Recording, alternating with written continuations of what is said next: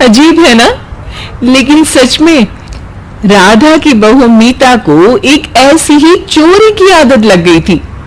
जहां वो कभी किसी होटल से चम्मच चुरा लेती तो कभी किसी दुकान से टॉफी।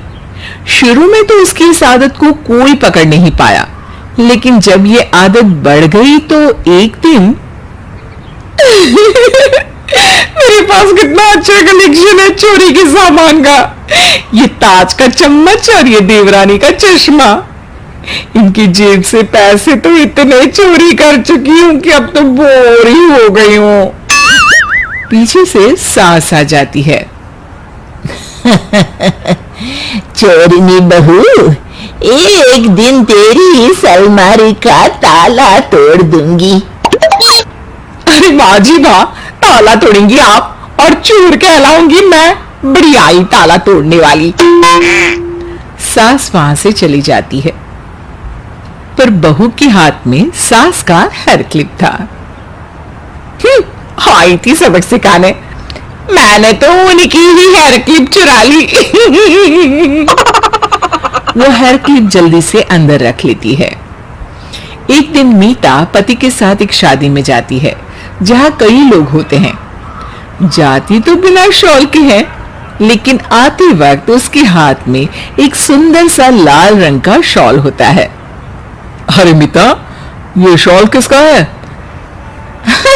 किसका है मतलब? मेरा ही है। अरे पर जाते वक्त तो नहीं था। अब ना तुम्हारा ध्यान मुझ पर क्यों होगा? शादी को इतने साल जो हो गए हैं। पति कुछ नहीं कहता, दोनों घर आ जाते हैं। मीता जल्दी से अलमारी खोलती है और शॉल उस पर रखकर ताला लगा देती है। अरे ये अलमारी में हमेशा ताला क्यों लगा रहता है? मैं भी नहीं जानता कि मेरे ही कमरे की एक अलमारी के अंदर क्या क्या रखा है। मीता पति को आंख दिखा देती है और वहां से चली जाती है। एक दिन वो सास के साथ बाजार जाती है। भैया, आम कितने के दोगे? 100 रुपए के 5। अरे भैया 6 दे दो 100 रुपए के। नहीं नहीं अम्मा जी, नहीं हो पाएगा।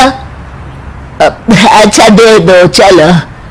सास आम लेकर घर आ जाती है, लेकिन ये क्या, घर में तो 7 आम थे, तो ये 2 आम। सास समझ जाती है कि हो ना हो ये काम बहू का ही होगा। वो अपने बेटे के पास जाती है। बेटा, बहू की चोरी करने की आदत से काफी परेशान हो गई हूँ। अच्छे घर की संपन्न बेटी और बहू बनने के बाद भी शौकिया तौर पर वो छोटी छोटी चीजें चोरी करती है। ये क्या बात कर रही हो माँ? शक तो मुझे भी था, लेकिन मैंने सोचा ये मेरा वहम है।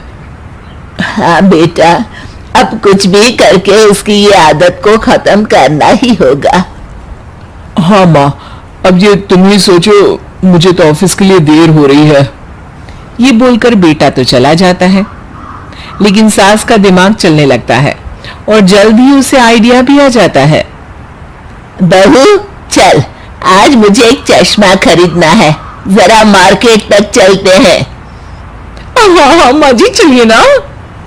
सास उसे लेकर एक चश्मे की दुकान में जाती है।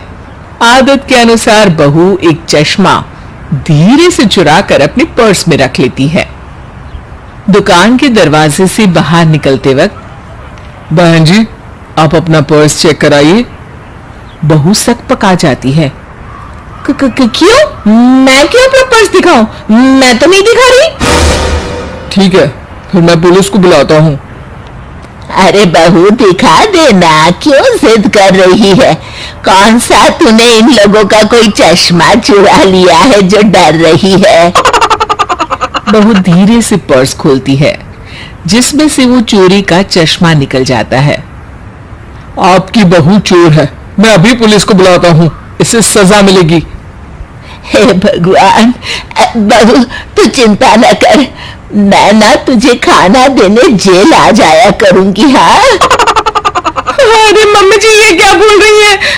मैं और जेल? नहीं, एक छोटे से चश्मे की जेल। मैं पैसे दे देती हूँ बस उसके।